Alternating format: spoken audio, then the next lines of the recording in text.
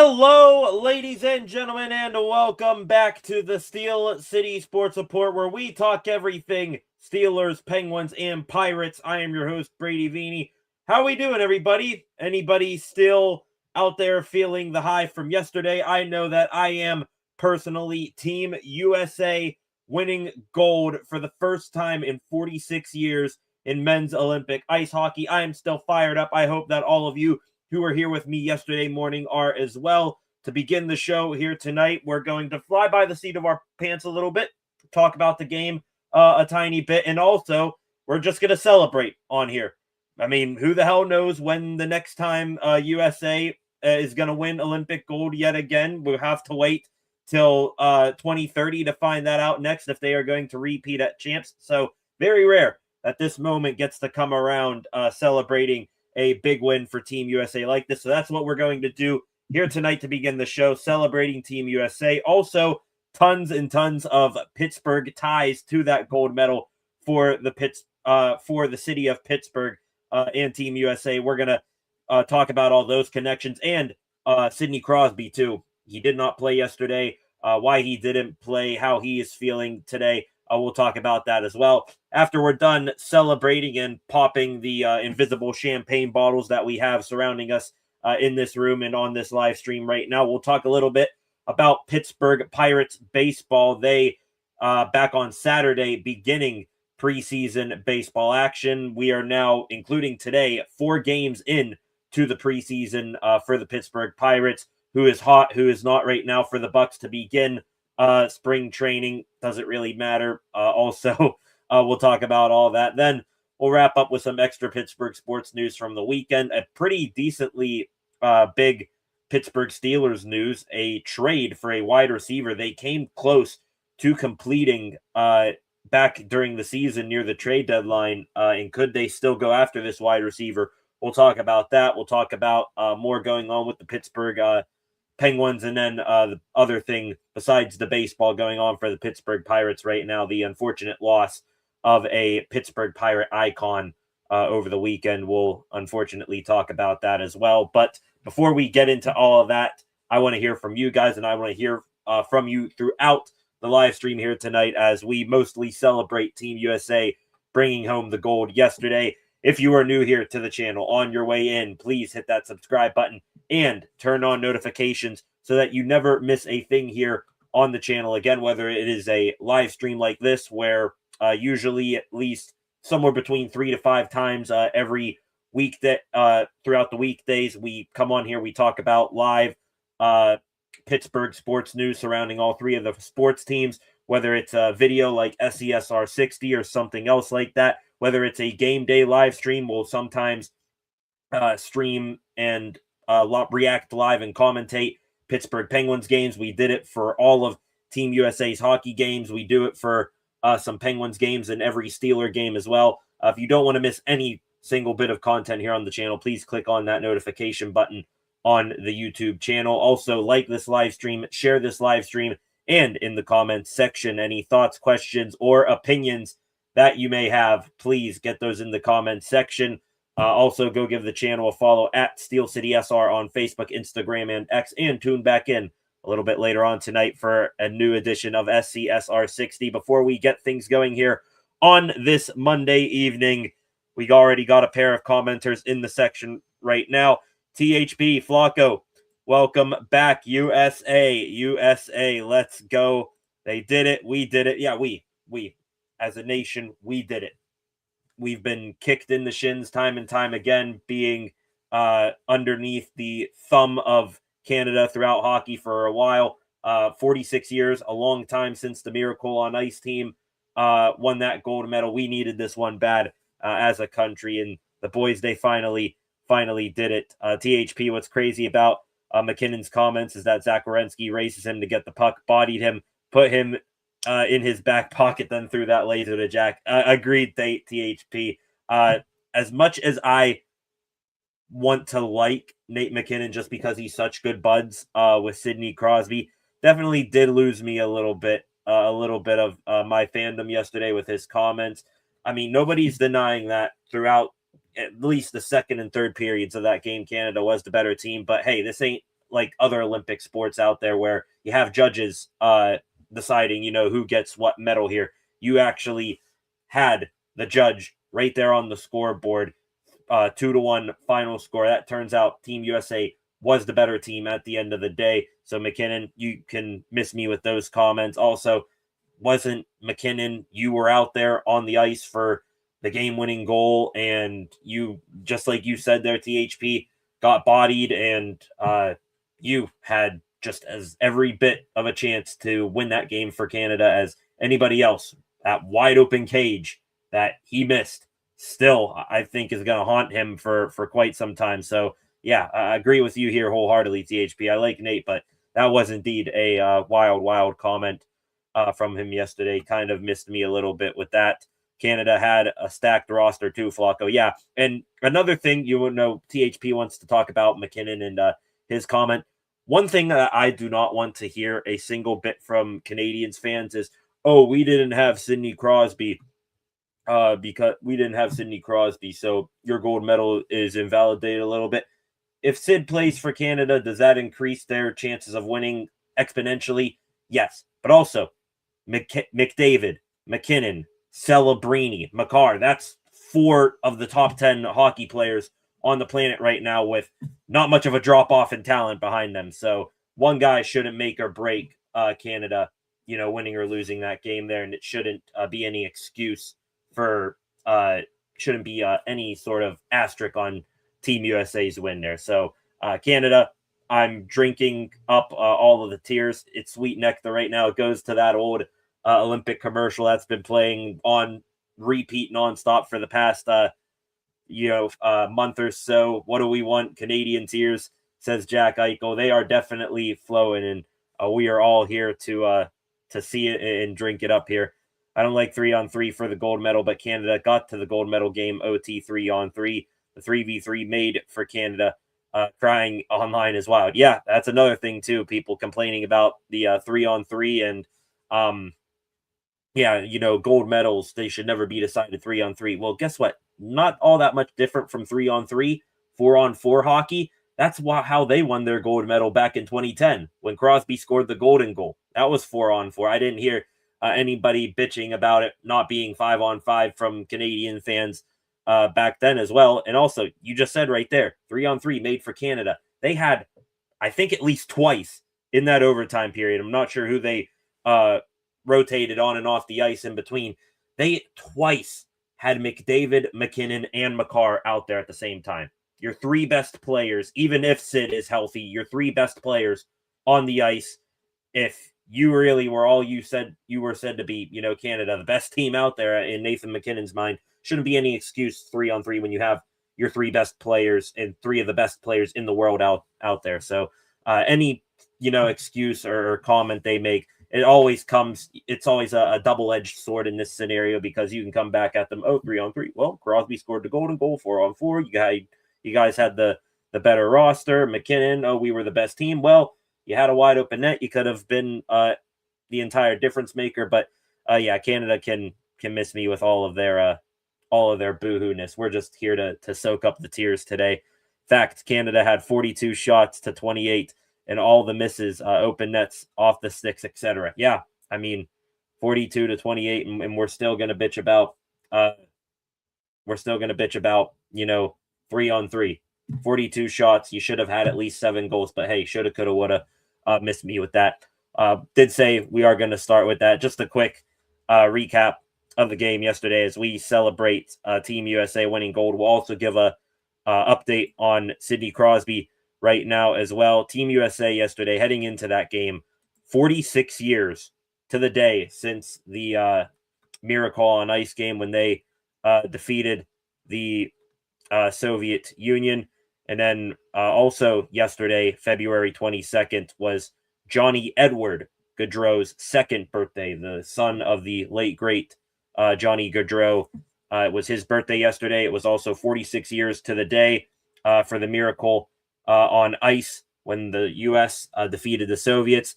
And you can tell this team, was I nervous heading into the game? I won't say nervous, but it was sort of that like quiet determination. Like all right, we might get punched in the face a few times, but if we can, eat up these punches and then counter punch, then I think we'll be all right. Team USA, definitely they were on the receiving end for most of this game, but they were able to pull through in the end. Matt Boldy kicked off the show yesterday, kicked off the game, an absolutely filthy goal. Rarely do you see a hockey player anymore go right directly up the middle of the ice, splitting the D, going in and deking out the goaltender, and he did it. And not only did he do it, he did it on two of the best defensemen in the world right now, Cale Makar and Devon Toews. So absolutely sick goal from Matt Boldy to get the party started. And insane first period of play, back and forth action for both USA and Canada. Second period, this is when everything fell to crap for the United States, per se. I mean, they were hemmed in their own zone all period long. Also, they didn't get any help from the officiating. One ticky-tack penalty call on Jake Gensel, another on Charlie McAvoy. But somehow, some way, the U.S. Still were able to kill off a 5-on-3 power play for Canada. And Canada's power play, it is absolutely loaded to score pretty much every time they're on the ice. The U.S. 5-on-3, no issues. They were able to kill that off. Canada, for as much pressure as they had in the U.S. zone that period, not too surprising that Cale Makar ended up scoring the tying goal late in the period. I think the U.S. very fortunate to just escape that second period with only surrendering one goal. And then third period, even more chaos, and the U.S. getting bailed out by one man in particular, number 37, Connor Hellebuyck. Hellebuyck made one of the greatest saves that I will ever see in my lifetime. Shot from the top of the left circle, goes off of Hellebuyck. It goes right to the stick blade of Devon Toews in front of the net, all alone, nobody around him. And Hellebuyck, with his paddle, his stick, reaches back and gets a piece of it. 99% of the net wide open for Devon Toews to slide that in. The other 1% covered by Hellebuyck's stick, and Hellebuyck made a miraculous save to prevent that. Charlie McAvoy, he also had a big save, the defenseman in that period. Puck had Hellebuyck scrambling, and McAvoy got behind Hellebuyck, had the shot, hit him in the chest, and then he was able to get it out of there. Hellebuyck also in this game, once in the third period. I think the other one was in the first period. He stopped both Connor McDavid and Macklin Celebrini on breakaways. And then, of course, the U.S. catching a big break, that Nathan MacKinnon shot that went off of the side of the net. So even a little bit of luck, call it divine intervention, call it Johnny Gaudreau up above, sliding that puck off the side of the net, something like that. The U.S., they were cooking, in Hellebuyck especially. He was keeping them alive defensively in that one. U.S., they really didn't have any scoring chances in the second or third period. They did have one opportunity where a shot came from the point. I think it went off of Jake Gensel and hit both posts, so he came close to that. But it was all survival mode for Team USA in the second and third period. Overtime, that's when all the craziness continued. You had McDavid. He had, I think, 2 rushes in that period. Connor McDavid, his normal thing where he winds back into his own zone, picks up speed through the neutral zone, tries to blow his way by the defense and then deke out the goalie. Had an opportunity to do that twice in overtime. No cigar. Connor Hellebuyck standing tall, brick wall. And then the other way, the play goes. In the U.S., they really just needed one chance to end the hockey game. Jack Hughes chips it past Cale Makar at his own blue line, gets it up to Zach Werenski. Werenski in a foot race with Nate MacKinnon, knocks MacKinnon off the puck, just like THP said, sends it over to Jack Hughes, and rifles it. Nobody knew where the puck went off of Hughes' stick. I think initially the players reacting. Hughes, laser, damn near invisible of the New Jersey Devils, the Golden Years. Absolutely a party watching social media after the game all the way to even today. An absolute party. United States hockey team in Milan. They all jump over the boards, go to hug Jack Hughes, go to hug Connor Hellebuck. I think like half the team went to Hughes, half the team went to Hellebuck, which Hellebuck hold on to and hug and celebrate with. It was absolutely awesome. And our teammates of Johnny Gaudreau, they were skating around the ice with the Johnny hockey jersey. The team, after receiving their gold medals, watching the flag go to the rafters, singing the national anthem, they all took their picture together with their gold medals. They brought out Johnny Gaudreau's kids to take a picture with. Right now, that one still a little hard, honestly, because just such a powerful moment. If you were not in your a little bit shedding a few tears, then I don't know, what. Just as much as of ending the 40-year drought or the 46-year-old drought, this was just as important as ending that drought. Getting this moment right here for Johnny Gaudreau, for his kids, for his family that was there in the stands as well. His dad, his mom, his wife, just unbelievable how powerful that moment and how important that win was for the United States yesterday. When they went off the ice, party didn't stop.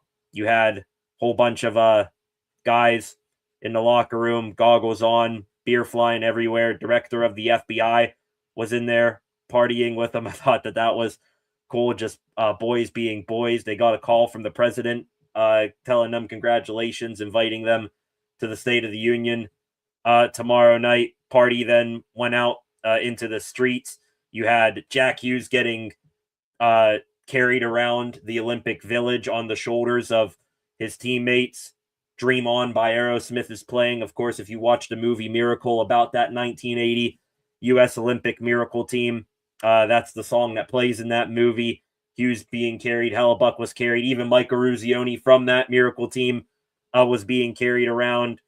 More videos of guys just getting absolutely plastered. It was absolute treat, and they deserved it. And just what a game yesterday. U.S. team, by the way, now back on American soil. They just returned this afternoon down in Miami. I assume they're going to party some more there, because why, fly to Miami and not do it before maybe they get on a plane tomorrow and go to Washington, D.C. But just an unreal game, unreal time watching that game live, and then watching all the celebrating going on around the country and over there in Milan with those guys. It was long overdue, this gold medal for the United States, and very grateful to watch every single game throughout that run there at the Olympics. Undefeated in Olympic play, Team USA, and they very much deserve to get that gold medal and end that 46-year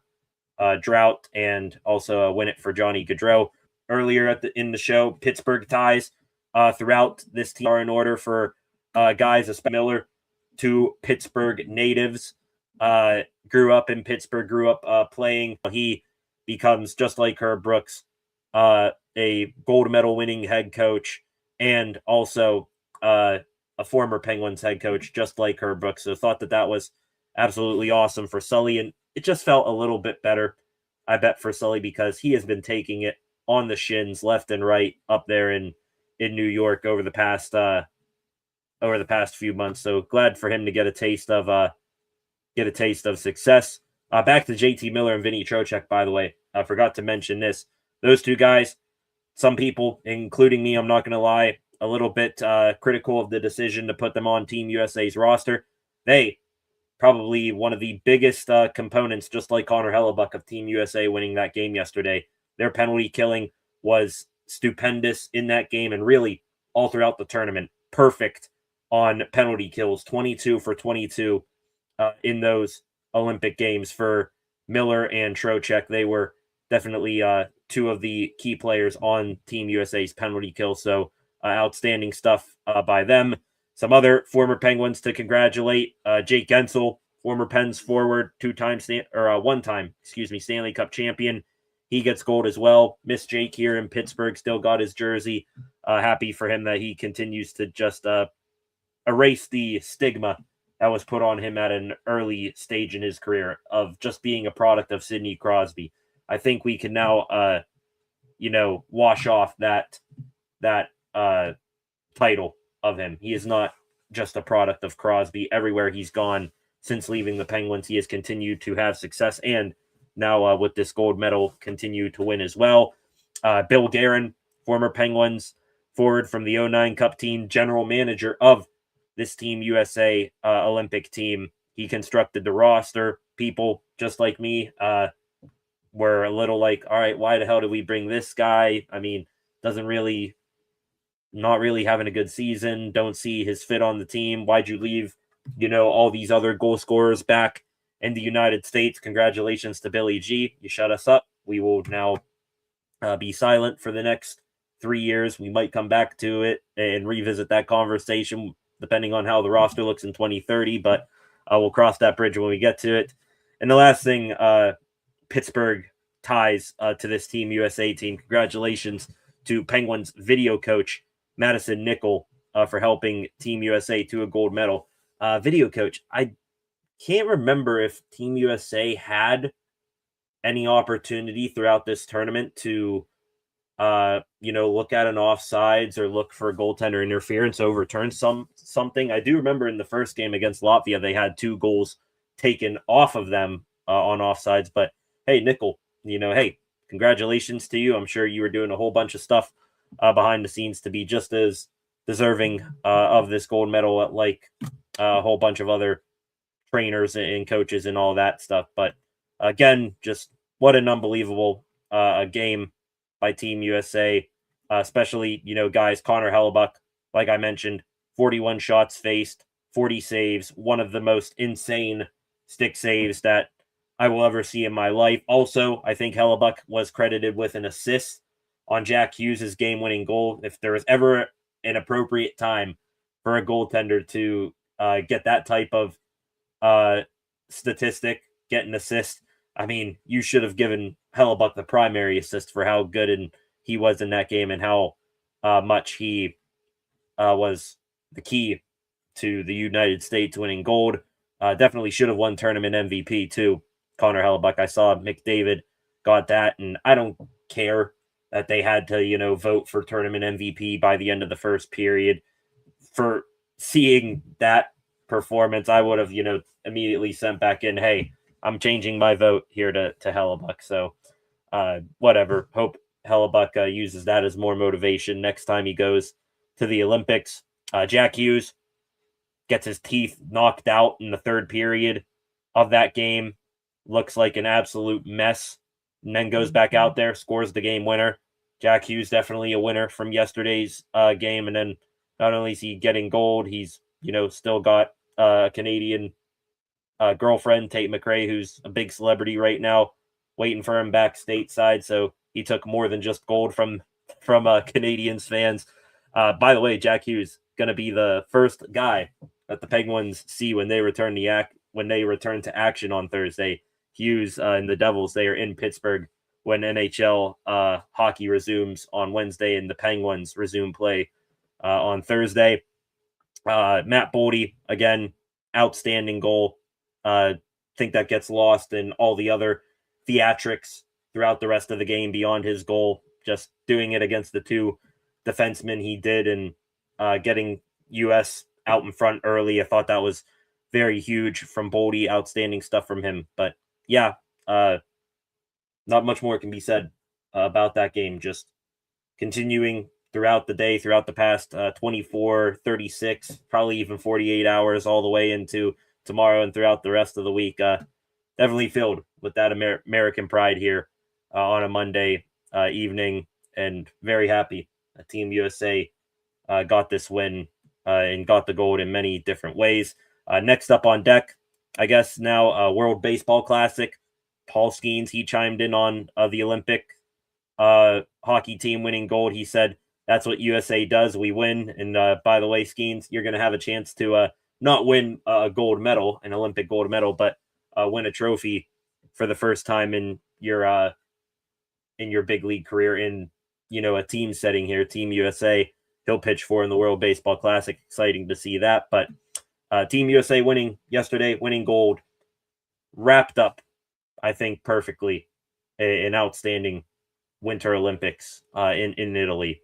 For the first time in Olympic history, Team USA winning both gold medals in both women's and men's ice hockey, both over Canada, both 2-1 in overtime. That is absolutely an insane but real statistic there. Team USA, most gold medals that they have won in the Winter Olympics ever. They beat their previous record of 10 back at the 2002 Salt Lake City Games, and just unreal ending. A very good and storybook ending to an outstanding Olympics overall in all facets for Team USA. So that was very, very exciting to watch that yesterday. The NHL, by the way, their trade freeze is now lifted, so back to NHL hockey. I guess now might take a little bit to get readjusted to NHL hockey with the Olympics and all the excitement from that. Crosby, update on him. That's how I want to wrap up this segment. Sidney Crosby, just one last update on him. Got injured in the quarterfinal matchup against Czechia. He did practice for Team Canada on Saturday, and he was a game time decision heading into the gold medal game with a 70% chance to play. Ultimately, Sid did not. And for context, Elliot Friedman, top NHL insider, he said that Crosby tried everything to allow him to play. I'm sure they were giving him, numbing shots and all sorts of stuff like that, all sorts of rehab tricks to get his knee to feel as good as it possibly could to have him play in that game. There was optimism on Saturday. Ultimately, it was Sid's decision, per reports. He felt he could not be enough of a factor and play up to his potential for Canada to succeed. So Crosby, making a tough decision to sit out because he didn't feel like he could play to his level and wouldn't be as good as the other guys on the ice with him, and wanted to give Canada a shot with 13 fully healthy forwards. Crosby, his comment after yesterday's game, he said was pretty close to playing. Ultimately wasn't able to go out there and do what I needed to do in order to help the team. At that point, you have to make the decision that's best for the group. It's not an easy one, but that's hockey. So Sid, hopefully he's all right. I think the report last week from Emily Kaplan, NHL insider for ESPN, she said that it sounds like it's not a worst case scenario for Sid and his injury. So that's good, meaning he's not going to miss that much time when he gets back to the Pens. I highly doubt you see Sid play coming up on Thursday against the Devils. Honestly, the team right now, with as hot of a start as they had to the season, they're like, I think 5 points up or 5 games up in a playoff race right now. They're well in the top, 3 for the Metropolitan Division right now. If you can, come back from this Olympic break, let Sid rest up, get fully healthy, even if you slump a little bit, lose a handful of games, something like that. Having Sid be healthy and still being in the playoff race, it's not like you have to rush Sid back or else you're going to fall out of things completely here. I think that is very beneficial for the Penguins, Sid's injury and the position they are in. But just looking at things from a Sid Olympic perspective here, I do feel bad for him, not just because he got the silver medal. I mean, I honestly don't feel bad for that at all. Sid, he got 2 gold medals already. Silver, I think you can live with that, having the 2 golds to accompany it. But Crosby, I think where I feel bad for him the most is that might have been it for his Olympic career. 38 years old. Next time the Winter Olympics roll around, he'll be 42. Will Canada want him back? Actually, it's probably a dumb question on my part. I'm sure should Sid still be playing and want to play, they will, Team Canada want him back. But you never know how things are going to go in the next 3 to 4 years. If Sid is still going to be playing in the NHL, if he's going to retire, if he's going to, hang him up all the way and not want to do the Olympics anymore. So just feel bad for Sid in that aspect. But hey, I mean, such is life. Injuries in hockey, they happen. Glad he at least medaled in his final Olympics, getting silver. And Glad that he's not hurt too bad to where it's going to cost him, or it shouldn't cost him, much time when he gets back to the Pens. So hoping that Sidney Crosby is pissed off for greatness when he returns to the Pens coming up here on Thursday. 5 of you in here right now. A little over half an hour into the live stream here this evening. Want to go back to the comments section here for a second. More reactions from you guys on that game yesterday and Team USA and winning and such stuff like that. Flacco here, wow, cry less Canada. They had the full game plus overtime to beat us. They had the best roster in the tournament. We beat the best with a great roster. The best didn't show up, not USA's fault. There was a comment. I didn't, talk about any of the post-game comments from any of the Team USA players, but there is one that really stuck in my mind. It came from Jack Hughes, I think immediately after scoring the goal. It was like a part of a long answer he was giving, but one piece of Jack Hughes's comments immediately after the game, they have great players on Team Canada. We have a great team, and you can line up an all-star team and an all-star roster and have lineups or lines 1 through 4 filled with bona fide future Hall of Famers. But hey, I mean, you do also have to take into account that sometimes constructing a team is the way to win. It goes back to the Miracle movie. Remember what Herb Brooks said: I'm not looking for the best players, I'm looking for the right ones. And Team USA definitely had the right ones. Canada looks like they went for the best ones, and for the most part, and they couldn't get the job done. Just super proud, man. Definitely teared up, giving a Tiger fist pump all day. We got them from THP. Boldy put Makar on tilt. Absolutely brilliant.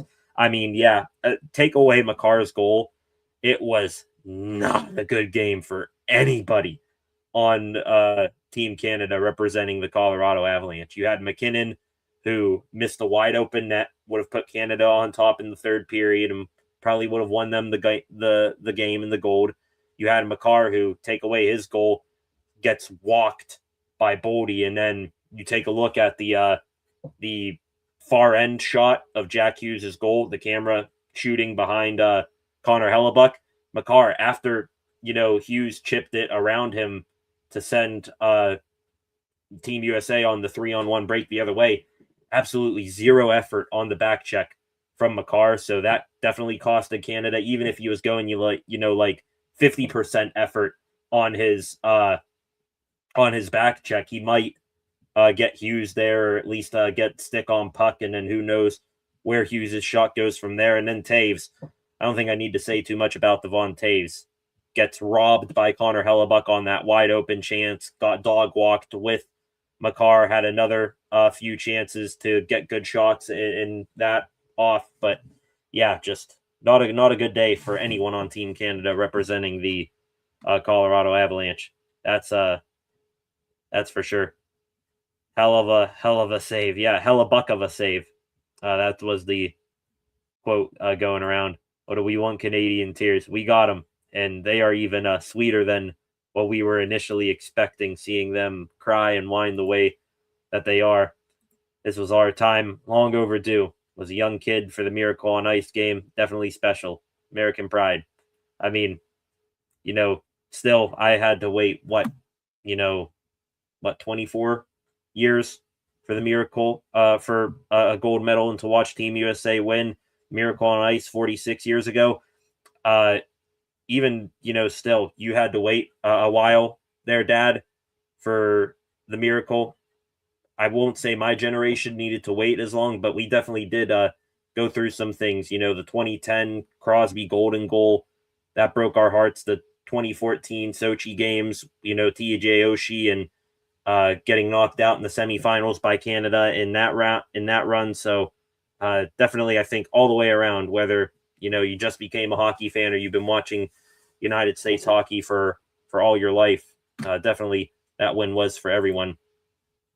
Snowstorm messing up the signal. I'm hoping not here. I'm still on my end here, Flacco, keeping everything looks fine and running smoothly. Definitely snowstorms are hitting western Pennsylvania and the northeast part of the country again. It's funny, we got, 2 days, I think, of green grass, and now here comes snow.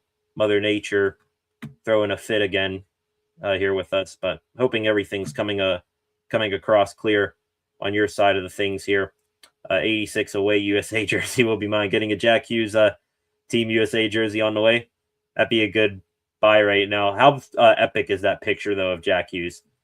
Immediately after scoring, United States flag around him, all smiles with his teeth messed up, and bloodied. That is hockey history right there, and that is definitely a hell of a picture of Jack Hughes. Me, Team USA, got the double Mike Eruzione, the white that they beat the Soviets in back right there, the blue that they won the gold medal in against Finland a few days later.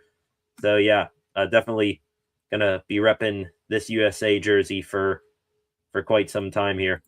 Miracle on Ice was more impressive and not a gold medal game. I did know that it was 46 years to the day yesterday that they beat the Soviets. I think tomorrow will be the 46-year anniversary officially of the Team USA winning the gold medal. I was a couple of years out from being born from 1980. So this is my we did it moment for the U.S. Unbelievable. Same thing here, THP. Another one here, Mikko Rantanen also hurt, apparently out a bit. Did see that. Did not play in the bronze medal game for Finland. They took care of Slovakia quite fine without him. I'm trying to think, what other injuries were there in this tournament? Obviously, Sid and Rantanen, those are going to be the headliners, and people seeing that, they're going to now bring up the debate again. Should NHL players, go back to the Olympics in 2030? I mean, Sid doesn't look to be too terribly hurt. I hope the same thing for Mikko Rantanen. I know Josh Morrissey for Canada got banged up a little bit. Some other guys as well, but don't think that should be, any sort of a major issue in making sure the NHL goes back to the Olympics here in 4 more years. What's going on, Concepts? He joins us here for the first time this evening. Welcome, Concepts. Hope you had a good weekend. Hope you're like the rest of us in here still riding the high of watching that hockey game yesterday morning.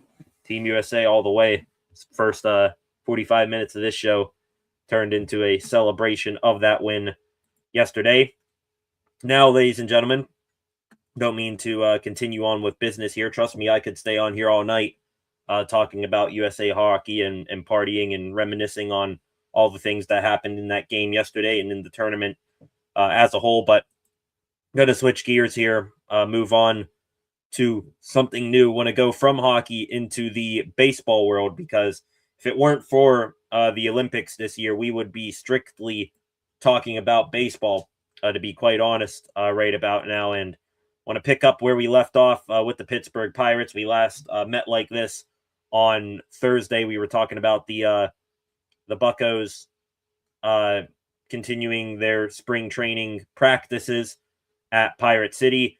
They had one last practice on Friday before beginning preseason games over the weekend. In their last practice, not much going on there, to be honest. It seemed like everybody was just getting ready to go out on the road and move out of the Pirate City facility. Jared Jones, he was the last pitcher to throw a live bullpen session at Pirate City, was scheduled to face, I think, O'Neal Cruz and Marcell Ozuna, but ended up facing Nick York and Spencer Horwitz. Looked like Jones did well against them, but honestly, just seeing Jared Jones back on the mound again Friday, he'll start the year on IR, but him already throwing live bullpens makes you think that his road to recovery and his scheduled return to big league action is getting increased, and it's getting, closer and closer to him being fully recovered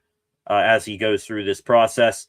Also, we saw Antoine Kelly, who's going to represent the Bucks in the World Baseball Classic for Team Netherlands. He faced Henry Davis in a live bullpen. Davis flew out. Some other pitchers got some work in on Friday. Gregory Soto, new Bucco. Dennis Santana, Bucks closer. Hunter Barco, Noah Davis. And also Friday was the last day of AJ Burnett down there in Florida, helping out and taking some Pirate pitchers under his wing through the practices at Pirate City. Love it. Again, thank you, Batman, for stopping by. Seems like he really made an imprint on Paul Skeens and the other youngsters who, want to be alpha males out there on the mound. Onto the games themselves, including today and over the weekend. 4 games already under the belts of the Pittsburgh Pirates here. This spring training, you had the Bucks on Saturday in their first taste of preseason action. They defeated the Baltimore Orioles 8-2. They then had a double header yesterday, split squad action. You had the Bucks taking on the Rays at Lecom Park, their home ballpark for spring training, and then you had some other guys going, I believe, to Sarasota to take on the Philadelphia Phillies. The Bucks at their home game, they ended up handling pretty well the Tampa Bay Rays. They beat them 7-4. The Bucks in Clearwater, not Sarasota, Clearwater, Florida, against the Phillies. That was a road game. They beat the Phillies there, and from the looks of it, it looked like the Phillies were starting a good chunk of their major league lineup. The Bucks prospects, for the most part, winning that one 4-3. And then today, the 4th game of the first 4 preseason games for the Bucks, they suffered their first loss of spring training. Really wasn't all that much of an exciting game. They fell to the New York Yankees 6-2. Some good starts to spring for players. Some other players having a little bit of a rocky start, but hey, that's what spring training's for. Try out some new stuff, get some rust shaken off, get any issues out of the way. Well, games don't really mean all that much. Back on Saturday, Wilbur Dotel, Bucks top 30 pitching prospect, pitched 2 innings, only gave up 2 hits and 1 run, struck out a man as well, had 18 pitches thrown. Endy Rodriguez, glad to see that he is healthy. Please, for the love of God, Endy Rodriguez, I love you. I love you as a player, as a prospect. You're great for the locker room. Endy, stay healthy. He hit a home run in that Orioles game. O'Neal Cruz, who has been working tirelessly at getting better in lefty-on-lefty matchups. He ended up having a single in that game to the opposite field in a lefty-on-lefty matchup. Apparently, more behind Cruz's attacking against left-handed pitchers this offseason. He hired a left-handed bullpen thrower to help him throughout the entire winter, and it looks like it's paying dividends so far for Cruz. And then the last guy of note from that first game against the Orioles, Ryan O'Hearn. O'Hearn, Pirate debut, was brought in to bring some power to the lineup, hits a 3-run bomb against his old team in spring training. That gave the Bucks an 8-1 lead. Also, O'Hearn probably wooing all of us with one particular comment he made after that game on Saturday. He said that the 2026 Pittsburgh Pirates give him the same vibes as the 2023 Baltimore Orioles, who won 101 games. We're just happy here in Pittsburgh that the Bucks, went out this offseason and they spent a little bit money, and we'll be happy if they even just, squeak into the playoffs on a wild card bid. Winning 101 games, though, that would be unreal for the Bucks. And you want to talk about a city and a fan base buying in like they never have before. Winning 101 games heading into the playoffs with Paul Skeens in that rotation. And then by that time, hopefully Connor Griffin is up. And assuming we win 100 games, O'Neal Cruz, Brian Reynolds, they bounce back. O'Hearn, Ozuna, Lau, they become quality additions. I think we would get very, very excited and turned up here in Pittsburgh if that were the case. I'm hoping O'Hearn is right with the feel he is getting from the team, only 4 games into spring training. Mitch Keller, he ended up pitching yesterday for the Bucks at their home game as part of the split squad action. Keller, 2 innings pitched, 1 hit, no runs, 1 walk, 2 strikeouts. Understandably, good start for Keller. This is another go-around for him. He very experienced veteran now at this point in his career, and excited and happy that the Bucks didn't trade him, because as much as you have schemes and you know what he's going to give you, the rest of this Bucks rotation still guys that are either starting to become full-time starting pitchers or are still very young in their major league careers. Having a calming guy like Keller, which he's going to go out and throw 6 innings on every given start. Glad that he is still around. Brian Reynolds also in that home preseason game yesterday, he went 3 for 3. Looks like whatever mechanic changes he did with his swing that he said he did this offseason, it at least paid off for him in his first preseason appearance. Francisco Cervelli, he was also at the Bucks game yesterday, one of my favorite Pittsburgh Pirate catchers of all time, because I have a thing for catchers. Cervelli hanging around the team. Love that they keep bringing back guys from the last time this team experienced any type of winning baseball. In the other split squad action game yesterday, all eyes were on Connor Griffin again. He made a start in that game.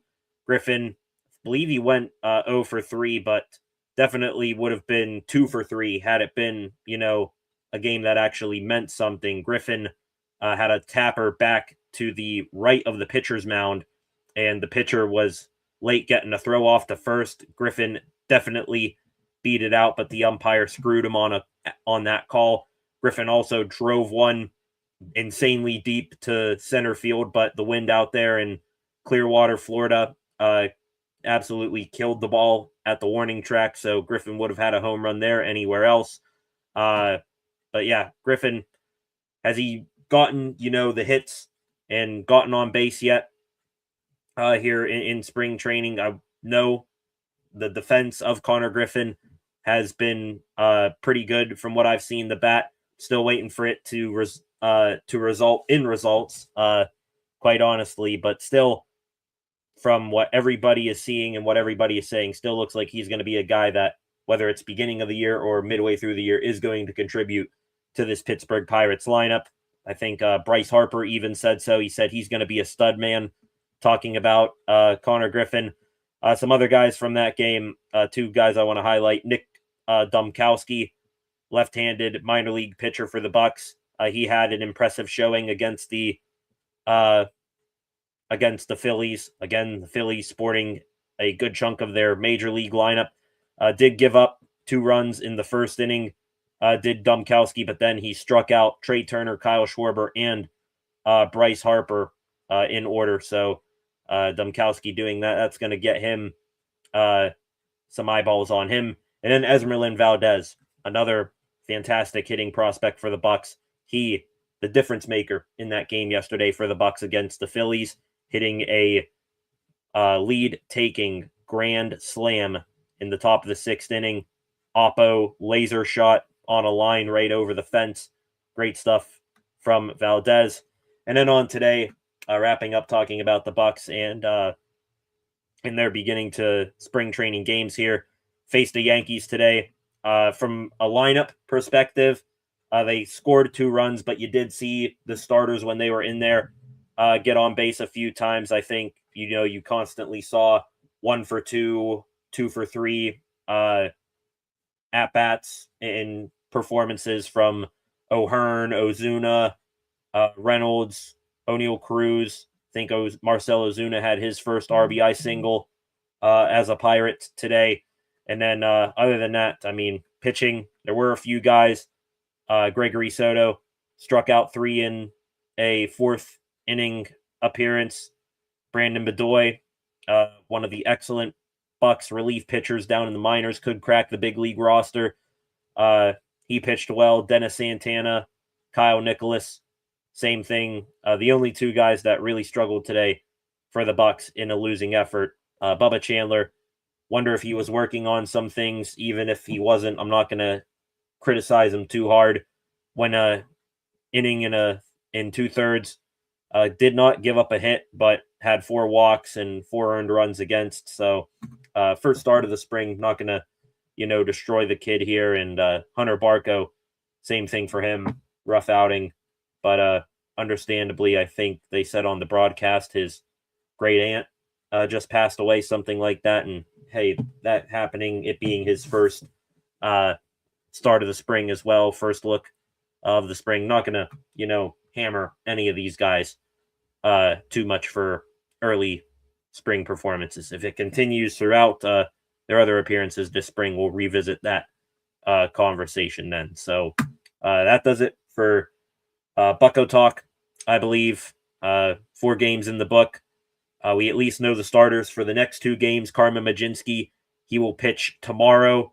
I believe it's another 1:00 game for the Bucks against the Boston Red Sox. So Majinski, he'll get the start. Apparently, he is still in conversation for that 5th starter spot in the Bucks rotation. Paul Skeens, ahead of the World Baseball Classic, he will make his first spring start for the Bucks on Wednesday against the Atlanta Braves. So I'm sure tons of people are going to be tuning into that. Speaking of the World Baseball Classic, by the way, Skeens starting Wednesday. That might be one of his only starts for the Bucks this spring training.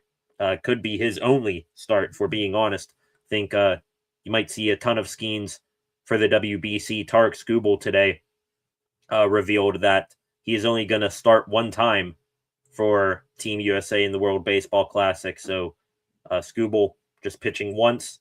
Skeens, don't know if he's gonna, or the Bucks are gonna want to put any limits on him. I don't think Skeens is the type of competitor that's just gonna pitch once and then say, "Hey, I'm done." I think you'll see Skeens multiple times in the WBC, so that's why I expect this to be one of his only starts of the spring here. Some other injury updates on the Pirates too. Shout out, thoughts and prayers. Jack Brannigan, third baseman prospect for the Bucks, took a ground ball off the face yesterday in Clearwater against the Phillies, and apparently it really messed him up. Was immediately bleeding on the field, and according to sports medicine senior director for the Pirates, Tom Tomzich, Brannigan, multiple injuries to the nasal complex, including a broken nose, so he's going to be out for quite some time. Also, a couple of pitchers going down with injury. Ryan Harbin suffered an injury to his teres major and lat musculature, so looks like he pulled something in his ass. He's shut down for 6 weeks. He'll be reevaluated then.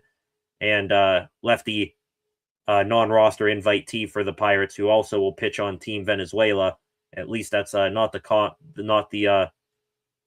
the situation anymore. Odaner Mosqueda, left forearm discomfort for him throwing at Pirates camp. Exams were encouraging, but he won't throw for a couple of weeks. That will probably prevent him from pitching in the WBC. But last thing on the Bucks, they also, in place of Ryan Harbin, the pitcher, they brought back Carson Fulmer, who is back for his 4th stint with the Buccos.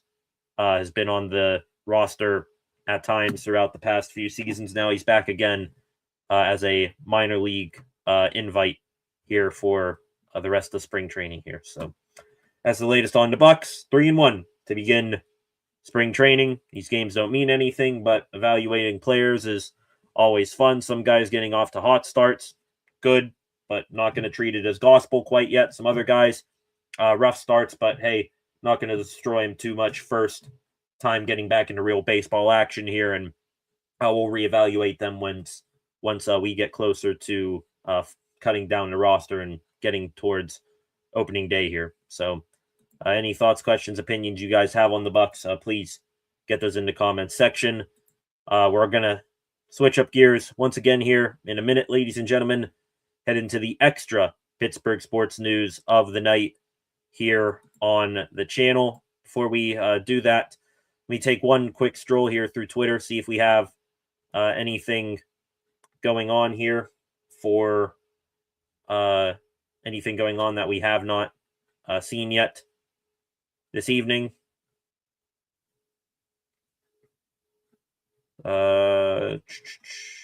See, is there anything new here? Right now, going to be completely transparent. My entire For You page on Twitter, it is all U.S. hockey stuff. Understandably so here. Looks like Defense Secretary for the United States, Pete Pete Hegseth just said Connor Hellebuck is a real defensive secretary. That's hilarious there. Apparently something's going on with Pete Crow Armstrong for the Cubs, where Bucks and Reds fans are uniting to slam him a little bit. Don't know what that's all about.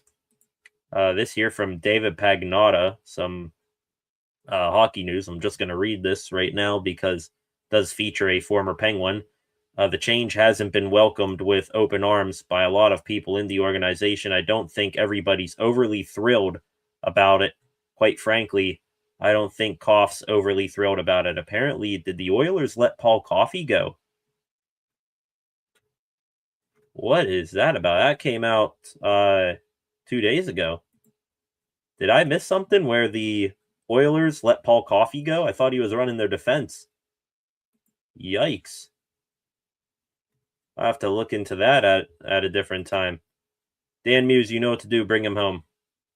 I don't care if you have to create a role for him on the bench. I'd take Paul Coffey on the Penguins coaching staff right now. Seeing here, this here from ML Football Projection. Pittsburgh Steelers tight end Darnell Washington projected to sign a 3-year, $24 million deal this offseason. AAV of $8 million. I mean, not sure what DW80 is going to do in the Mike McCarthy offense. I thought he had an excellent year last year with the Arthur Smith offense. For as good at times the Arthur Smith offense was, it sucks that Washington got hurt. 3-year deal. Can we do a 2? Can we work on a 2-year deal and go from there? I want to see how he looks like in this new McCarthy offense. It's going to be much more pass-centric, and not sure tight ends are going to be or at least secondary tight ends. Him behind Pat Freiermuth. Not sure how much of a look he is going to get here. All right, ladies and gentlemen, let's get into it now. The extra Pittsburgh sports news from the past 3.5 days, I would say. We were live Friday. Did not have a regular show like this. We were live Friday for the semifinal game between Team USA and Slovakia. Extra Pittsburgh sports news. Want to go into football for the first time here tonight, and quite honestly, there isn't that much football news this time of year. You know, we're in the franchise tag period around the NFL right now. We do have at least one thing to talk about referring to that, but you know, not too much to talk about right now until the draft and the combine startup, which that starts up later this week. The combine will have some Steelers stuff, or we should tomorrow. Apparently, Omar Khan going to speak in Indianapolis at the combine. So now looking ahead to the draft, and football might start trickling its way back into the spotlight here. But beginning football here, according to Pat McAfee show correspondent Mark Caboli, he says for Steelers fans to keep an eye on the Steelers trading for Dolphins wide receiver Jalen Waddle. And Mark also pointed out that the Steelers thought they had a done deal for Waddle at the trade deadline last year, but then the interim general manager for the Dolphins got cold feet and nixed the deal. So, Jalen Waddle, anybody? We've come on here, and I believe it's been Concepts and THP you guys have brought up, you know, what about Alec Pierce? What about Romeo Doubs? If Jalen Waddle is available and he would only cost like a second-round pick, something like that, I'd do that deal. Now, Waddle's a guy that I would legitimately pay top-of-the-line wide receiver money to and have him paired up with another top-of-the-line big money wide receiver. I just want big dogs at this point. I don't care about depth at the wide receiver position anymore. I just want, you know, 2 or 3 guys who are constantly fighting for that number 1 spot instead of 2 or 3 guys constantly fighting to be a number 3 and there's, you know, only one number 1 out there. So Waddle, I'd take him, get him out of Miami. Wouldn't want to trade. I know the Steelers got like 5 picks or something in the top 100. Wouldn't trade the 21st overall pick. However, anything beyond that, I'd be open to trading for Jalen Waddle. Get him under a contract, and then you can have either Aaron Rodgers for one last year or a new guy throwing to Waddle and Metcalf, I take that building the nest nicely for whatever quarterback, free agency, draft, Will Howard, whatever quarterback, steps up and becomes the future guy. I would love for that nest with Jalen Waddle to be filled out there. So I'm all about it. What are you guys saying? Let me know what your thoughts are on Waddle in the comments section. How about we trade for Jalen Waddle and with the 21st overall pick, draft a player? Maybe Mekhi Lemon. I highly doubt he falls that far, but maybe Casey Conception, Jordan Tyson, Denzel Boston, something like that. Three wide receivers all of a sudden, Metcalf, Waddle, and then a first-round pick. I think that's how you fix your wide receiver problem, which has not been fixed since George Pickens left town. And Pickens today officially, ex-Steeler, getting the franchise tag put on him by the Dallas Cowboys and general manager, COO Jerry Jones. Jones saying, we want him here. Now Pickens is going to love that. I mean, I'm sure Pickens would want a longer term deal, and he might even do some holding in, holding out. This is why I was actually, even though it's coming back and taking a big chunk and a bite out of the ass of the Steelers, getting rid of him, this is why I was still all right with him getting sent to Cowboy Land, because it is a circus and how that organization is run. And Pickens, yeah, phenomenal year with them. But now that he's going to be due to get paid big boy money, I think that relationship and maybe even his play a little bit will blow up along with contract negotiations. So we'll see. Doubt Pickens will be satisfied to play on the franchise tag. Doesn't seem like anybody ever really is anymore. Some other things, speaking again of former Steeler wide receivers, guy just retired last week, Robert Woods. He now wasn't, out of a football building all that long. He took up a assistant wide receivers coach job with the LA Rams. And by the way, don't mean to go a little bit off topic here. The LA Rams, you want to talk about a coaching staff that I am envious of. You got now Robert Woods as an assistant wide receiver coach. They made Nate Scheelhaase their offensive coordinator, which I think everybody Steeler fan wanted. And also they added Cliff Kingsbury as an assistant head coach. Just on paper, I got to look at the Rams coaching staff today. Might be one of the best coaching staffs, if not the best in the NFL. McVay as their head coach, Kingsbury as their assistant head coach. You got Scheelhaase as OC. Looking, one of their assistant offensive line coaches is Brian Allen, who was their center when they won the Super Bowl. Robert Woods, assistant wide receivers coach. Chris Shula, still their DC. And Bubba Ventrone from the Cleveland Browns, now their special teams coordinator. Hell of a coaching staff. Sean McVay just keeps on rebuilding and regenerating out there in LA. It's absolutely crazy. Last two things here on the Steelers for today. Apparently at Acrisure Stadium, a multi-million-dollar seat replacement project is now underway. I saw a couple of pictures where they started in the middle of the upper bowl on the Steelers sideline side of the field. So started in the middle of the upper bowl there, ripping out seats. Think they're going to be replaced with black. Not exactly sure, but maybe the yellow seats starting to go bye-bye there at Acrisure Stadium. We'll see what condition they are in and how far along they are once we get to the draft here in, 80-something days, I think we're at now. Also, that NFL Films documentary, Football Town, on Pittsburgh, that comes out this weekend as well. Glad that the Steelers were reminding all of us about that. Back into hockey here for a second, ladies and gentlemen. Have not still heard any confirmation of a meeting over this Olympic break. It's now over. Still have not heard any confirmation of a meeting between Evgeny Malkin and his representation and Kyle Dubas. All we have still to go off of that is reports and speculations from NHL insiders.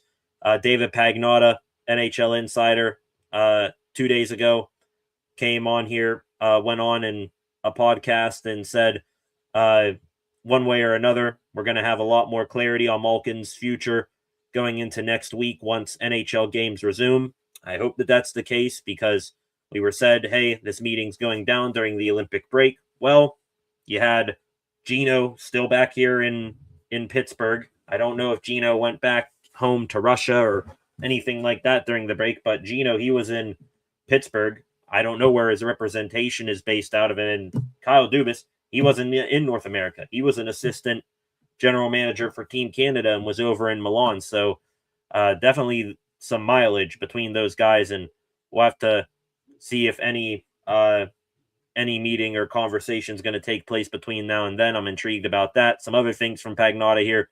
Based on how the Penguins have played this year, I think there's an openness to look at a Malkin extension.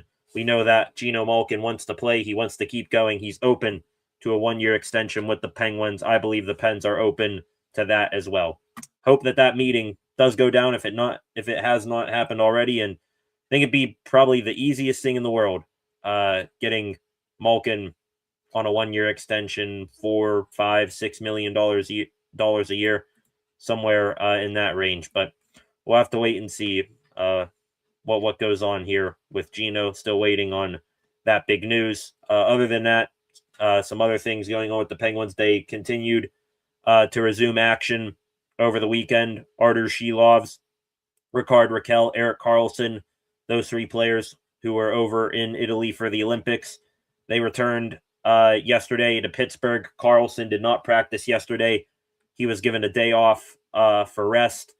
Also today, Avery Hayes, he was recalled from Wilkes-Barre, scored 2 goals in his NHL debut the game before the break, and Karlsson practiced today as well. Not going to take these lines with too much seriousness here, except for a few. Avery Hayes, Ricard Raquel, and Brian Rust was the top line at Penguins practice today. Raquel as the centerman. I assume Raquel going to move back to the wing, and Sid going to take over at center when he returns. Igor Chinakov, Tommy Novak, Evgeny Malkin, the second line. That line stays together from the first half of the season. Actually, now I think about it more, that Avery Hayes, Ricard Raquel, Brian Rust line, could that be Dan Muse seeing if Ricard Raquel is up for playing some center should Crosby be out a couple of games? I could see that happening realistically. Ben Kindle, Anthony Mantha, Justin Brazeau, the third line, Dewar, Lizotte, Achari, the fourth line. Defense pairings still the same from when we last were talking about the Penguins and game action. Wotherspoon, Karlsson, Kulak, Letang, Shea, and Connor Clifton. Dan Muse today, his lone quote that I really took seriously, Sidney Crosby, still waiting for him. He was traveling back today, unsure if he's in Pittsburgh. Now if he's back, they're waiting for him to get back, and then they will get a status update on his knee there. Hopefully Sid still all right and will be not out all that long when the Penguins return to play. And wrapping up the day here on the channel, ladies and gentlemen, with some Pittsburgh Pirates news. Not too much, major news surrounding the Bucks other than them playing games right now. But the biggest news story off the field, and absolutely sucks coming on here talking about these things, Buccos legend and pro baseball Hall of Famer, second baseman Bill Mazeroski. He passed away at the age of 89 over the weekend. Of course, Mazeroski, famous for hitting the greatest home run in baseball history, 1960, Game 7 of the World Series, bottom of the ninth inning. Mazeroski hitting the walk-off home run for the Bucks to beat the New York Yankees 10-9. And, of course, Mazeroski, multi-time, 8 times to be exact, Gold Glover winner at second base over 17 seasons. And beyond just his playing career, Mazeroski truly meant a lot to the Bucks organization. You had him, showing up at spring trainings all the time throughout his post-playing career, showing second baseman for the Bucks and infielders as a whole tricks of the trade. Very, very much going to be missed. Bill Mazeroski, 323 postseason career batting average, 2 World Series with the Pirates, And of course, that statue of his famous trip around the bases is outside PNC Park. I'm sure that is going to get some extra love and attention once the Bucks return to PNC Park this year for regular season games. There were tons of fantastic tributes all around baseball and by the Pirates over the past day or so. The tribute video that the Bucks put out on Mazeroski, go watch it. It is a beauty. There were moments of silence for Mazeroski before each of the Pirates' first two preseason games, their road game in Sarasota against the Baltimore Orioles on Saturday, and at their home game, their first home spring training game yesterday. Tons of players like Neil Walker, Donnie Kelly, current manager, Brian Reynolds, past and present members of the organization. They all talked about how much Maz impacted them. So definitely losing an icon did the Bucks. The statement from Bob Nutting back on Saturday after Mazeroski's passing. Everyone across the Pirates organization deeply saddened by the loss of Bill Mazeroski. Maz was one of a kind, a true Pirates legend, a National Baseball Hall of Famer, and one of the finest defensive second basemen the game has ever seen. His name will always be tied to the biggest home run in baseball history and the 1960 World Series championship, but I will remember him most for the person he was, humble, gracious, and proud to be a Pirate. Our hearts are with his sons, Darren and David, and the entire Mazeroski family. Maz was a great man who will be deeply missed. Very well spoken by Pirates chairman and owner Bob Nutting. So same thing from me here. Deep sympathies and thoughts and prayers to Mazeroski's family and all of the Pirates fans out there. Back into some other Pirates news aside from the really sad story there. Jack Suwinski, Bucks, ended up DFAing him last week to make room for Marcell Ozuna officially being signed to the 40-man roster. We were wondering, was Suwinski going to clear waivers and come back to the team on a minor league deal or something like that? Not the case. There was a solid chance that Suwinski would have been picked up by someone else, and indeed he has been. Not by the team we expected, though, if we are going to be honest here. The LA Dodgers, they ended up picking up Jack Suwinski off of waivers. Was not expecting that. I will admit, out of all the teams out there who Suwinski could have been claimed by, definitely the Dodgers. They are a team I would put high on my list as a team able to fix Suwinski, get him back to his 27 home run form, but definitely was expecting Suwinski to go to like a Colorado Rockies or Chicago White Sox, some team like that not going to have too much expectations this year, and also a team where he's going to get tons of playing time in the major leagues. Don't really see that last part there with the Dodgers, but we'll see if we see Suwinski pop back up on our radars and see if he turns back into the Jack Suwinski he was from 2023. Andrew McCutchen, he continues his social media campaign, trying to prove that he can still play baseball. Video surfaced of him over the weekend doing some outfield drills. Michael McHenry, who's been with McCutchen this whole entire time, former teammate of Kutch's, is with him again. McHenry also saying he expects Andrew McCutchen to be on an MLB team's opening day lineup. So we'll see what comes of it here, if Kutch is going to go somewhere or if the game has passed him by. We'll have to wait and see how that situation goes. Last three things here on the Bucks. This one related to the Bucks, a division rival of theirs, making a big-time move. The Milwaukee Brewers, they ended up signing their skipper, Pat Murphy, to a 3-year contract extension with an option for 2029. That is understandable there for the Brewers. It started with Craig Counsell, and now it's continuing with Pat Murphy. They are who the Pirates, honestly, are trying to aspire to be, a low-paying team in a medium to low market that continues to cycle guys through development and drafting and continuing to field a competitive team that wins their division more often than not without spending that much money. So the Brewers signing Murphy to an extension, we'll see him a lot more in the future for the Bucks. This local or national news as well. Sunday Night Baseball making a return this season on NBC, and apparently NBC going to bring in local analysts for their broadcasts. I absolutely am thrilled with that. Just from a consumer standpoint, watching baseball games on national TV, you get sometimes these national analysts and color commentators. They will go on and say something like, "Oh, the Bucks, they are just so close to winning." And in years past, Pirates fans who are in the muck constantly, we know, yeah, this team's far from winning. Don't know what stuff you're smoking there, dude. So it's good that they are going to bring in local analysts with a pulse of the team and the feeling of the fan base on national TV. I will enjoy that. And then the last thing here, pitched today, I believe, but it was his birthday yesterday. Happy birthday to Bucks relief pitcher Kyle Nicholas. He's sort of my wild cards for the bullpen, if we're being honest. Nicholas is going to represent Team Italy in the WBC, but Nicholas, with the emergence of guys like Dennis Santana, Isaac Mattson,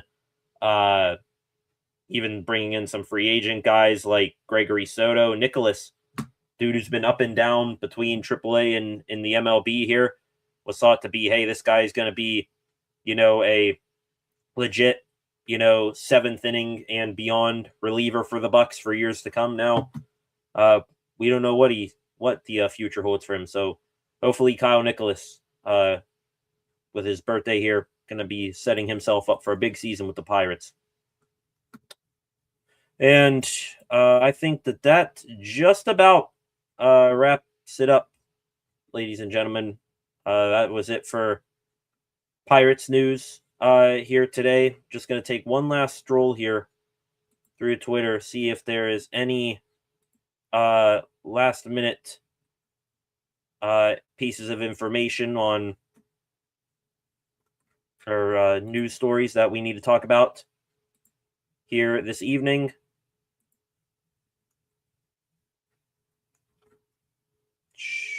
Just seeing more Olympic stuff, more World Baseball Classic stuff now. Looks like maybe the baseball players in the MLB might play in the Olympics in 2028. I'd take that. Paul Skeens for an Olympic gold on Team USA. Hell yeah. I'm about that. Wonder how the baseball season would work its way around that, if they would, instead of the All-Star game and home run derby, take, a 2-week break, something like that. Honestly, actually, it might not be all that difficult, because 2027 you're going to have new CBA, and then who knows if baseball is going to be played with in 2027, and who knows what the outlook would be like for a 2028 season. So actually might be a realistic possibility that that MLB players go to the Olympics. All right, ladies and gentlemen, I think that is going to be it here tonight. This was fun. Back here for Monday night after that jubilation yesterday, watching Team USA win gold, celebrated the past 24 hours. It was fun again for the first half of the show here tonight, celebrating with you fine folks once again. And I'm sure we will continue to celebrate as we try to lock back in here on a local setting here, Pittsburgh sports, the continuation of the Pirates preseason, and eventually here later this week, the continuation of the Pittsburgh Penguins season, and then the NFL draft also. That will inch closer and closer to the forefront of our minds here over the next few weeks. But it was fun celebrating tonight, coming on here and doing this, because couldn't think of any better way to celebrate Team USA than to come on here with all of you and talk about it. It was fun covering the team the past few weeks, and now it is going to be even more fun to celebrate them and celebrate this win for the next 4 years. So that's going to wrap things up here tonight. Unsure if there will be a live stream tomorrow. We'll see how the news cycle unfolds.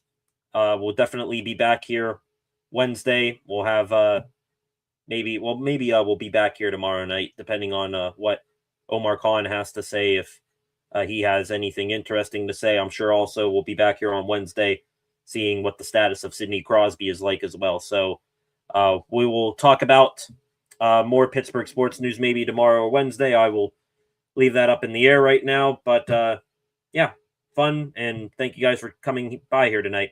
On your way out, if you're new here, please subscribe to the channel, turn on notifications so that you never miss a thing here on the channel. Again, like this live stream, share this live stream in the comments section. Any thoughts, questions, opinions that you may have after the fact, get those in there. I will get notification that you did that and see those. Also, go give the channel a follow at Steel City SR on Facebook, Instagram, and X. And tune back in a little bit later on tonight for a new edition of SCSR 60. Thank you all. Have a good rest of your Monday night. Keep celebrating Team USA winning gold in the Olympics, both men's and women's ice hockey teams. We'll reconvene here sometime within the next 2 days and talk more Pittsburgh sports. See you guys. Have a good rest of your Monday night. Peace.